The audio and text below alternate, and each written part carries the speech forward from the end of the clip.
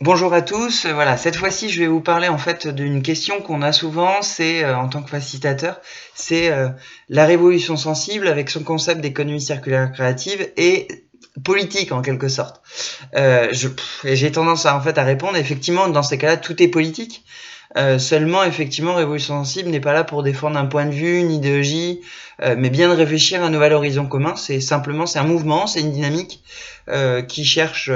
voilà, qui est par nature finalement transpartisane, citoyenne, dans le sens où en fait l'idée c'est de mettre en visibilité, valoriser, relier, faire rencontrer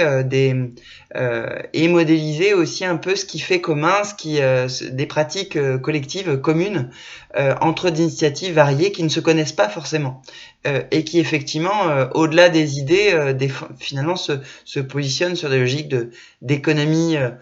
proche, habitante, très portée par de la créativité et de la coopération. Globalement, en fait, en termes d'enjeux, ce qu'on retrouve, c'est que toutes ces initiatives, elles sont à la confluence effectivement de l'économie circulaire, de la créativité territoriale, et que ce Révolution Sensible cherche en fait à répondre à des besoins de coopération, prenant le pas sur la compétition, en reliant toutes ces initiatives donc par ce qu'on appelle un écosystème de relations basé sur le territoire de vie. Donc l'ancrage vraiment local, c'est-à-dire là où les gens vivent, là où les gens habitent, voilà, et avec une dimension de quête de sens, c'est-à-dire que globalement toutes ces initiatives, elles cherchent à trouver aussi une lueur d'espoir, un horizon commun, voilà, et de formaliser ça à travers des nouvelles réalités, des nouvelles formes sociales, économiques, de production, de conception, etc. Et tout ça, en fait, en quelque sorte, quand on demande en fait à ces initiatives d'expliquer pourquoi en fait ce qui les intéresse dans Révolution Sensible, dans l'économie circulaire créative, c'est cette bannière collective. C'est que en fait, tout simplement, on a une sorte de drapeau commun où on dit ce drapeau commun, c'est pas un parti, c'est pas voilà, c'est simplement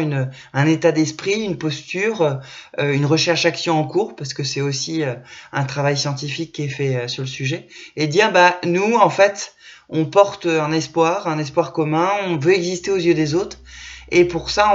on cherche à rendre attractif en révélant les singularités de nos projets, en partageant des connaissances, des savoir-faire pour reproduire les projets ailleurs. Voilà, ces initiatives sont surtout pas fermées sur elles-mêmes et à la recherche d'une proximité d'action. Et donc, en gros,